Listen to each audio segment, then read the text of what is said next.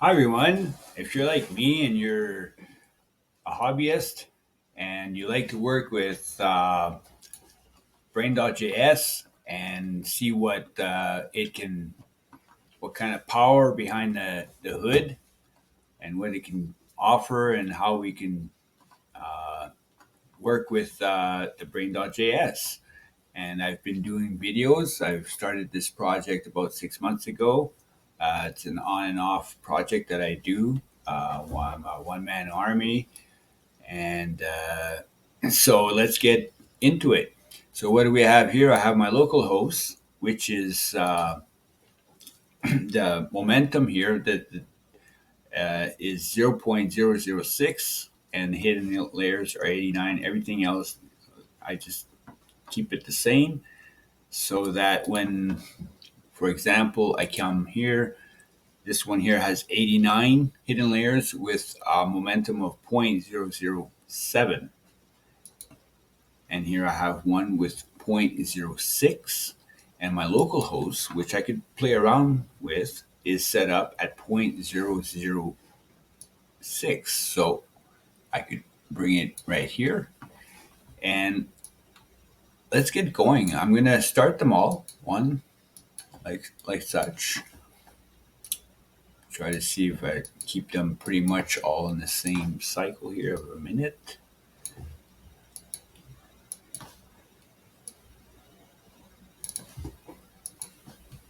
And for the fourth one, boom, boom, and voila. So we'll let that work out. I'm going to bring in there we go, my charts. They're slowly running here. We're going to start seeing some lines. And today in this video, I'm going to talk about the reciprocal. What are we actually looking for in the movements of the lines? Because every indicator has a reciprocal kind of event happening, like an RSI, when it's overbought or undersold or oversold or overbought. So today, just to define, put things set in motion, this is a predictor line from the brain. This is the core line, and this is the latest price of the open. And the core line is made out of a few things. It's influenced by all the high, low, close, high, low, close, open of the predicted brain. So those variables are inserted in this core line, and same with the latest price of the open, high, low, close influences the core line. So now, what are we looking for? We're actually looking for things like just what happened. It went through two lines because this is something that is reciprocal, but not all the time. And there's a few variables here to look at in this 1 minute. Do we have a squeeze? What is the core line squeezing in? Is it going towards the predictor? You know, these. So a good thing would have to have an X formula here to see what if it's squeezing or it's going revert widening. If it's the mouth opening or closing. It's a bit the same thing as an indicator. If you would be looking at an indicator, accumulation and distribution, you would look at what's happening with the lines. Is the lines doing the mouth of two lines? Are they opening or closing?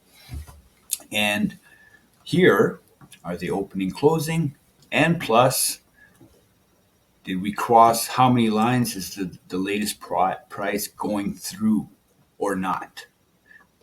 because as you know, I've been looking at these lines for a while.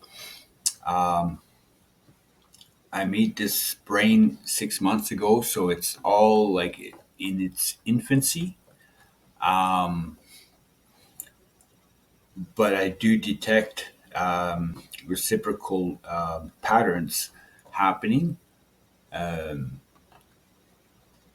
and so they're there to look at. Like right now, I got the core line that went above the predictor, which is in general a very good sign. And on top of that, the latest price stayed above the predictor, so it feels better towards itself. If the predictor is how the market feels from the last 4 hours or so, because this is the um, training data right now from Binance. It only has 500 pieces of data in minutes, so that's like if you divide that by 60 minutes, that's about 4 hours. So you have to kind of think that you can't really detect an uptrend for the next 12 hours or so. It's pretty short term for the moment. It's learning how to uh, tune the brain. Because I do setups with Surge. I have a video showing how to do this. Um, but then in from my local, I could tweak things and then see what I get. And right now, I tried hidden layers like at 34, at 144.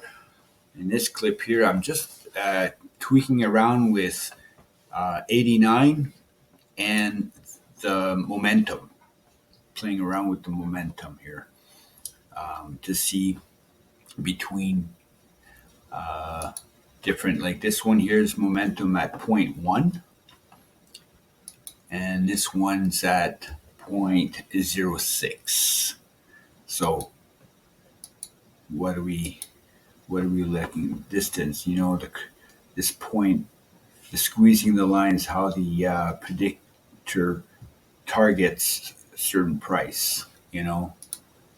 This one here, um, momentum 0.6. All lines are kind of floaty, and this one here,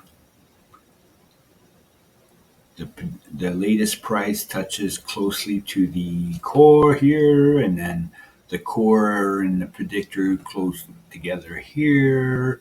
You know, can I, with some risk management kind of observation, can I say that this is kind of positive? You know, things like that. So, and if you can see here, you got a crossover, a double line crossover, right?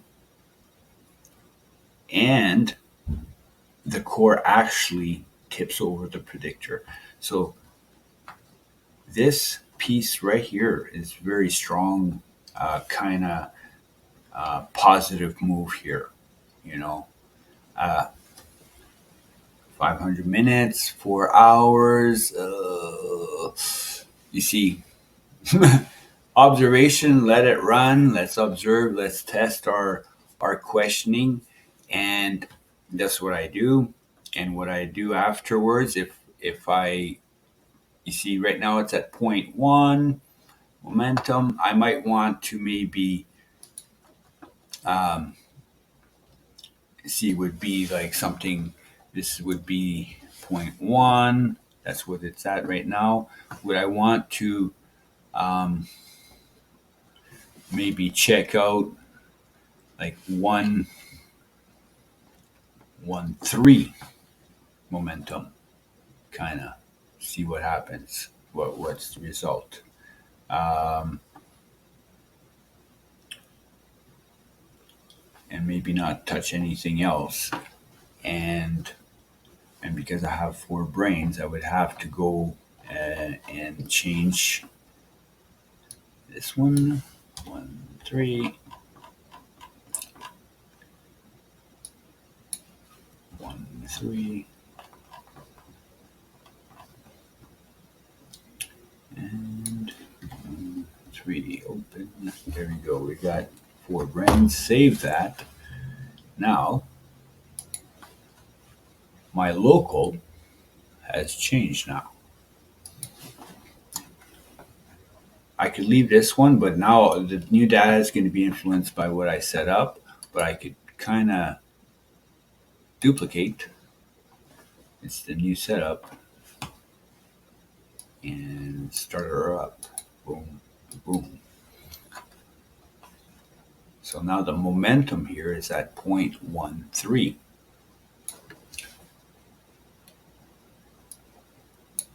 Versus 0.1.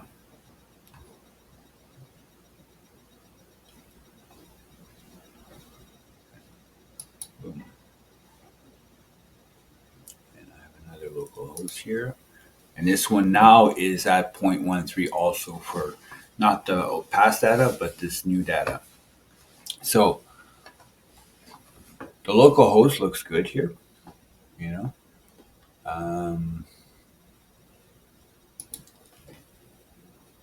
This one here, 89.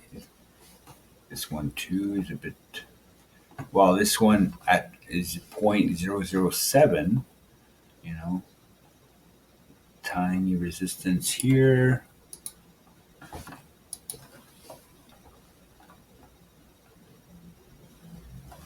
And that's the local host here. It only crossed over here at 0.06.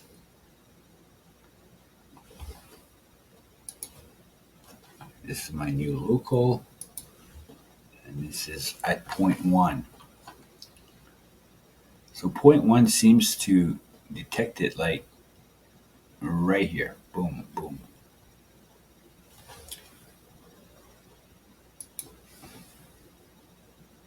And this one crosses over an instant after.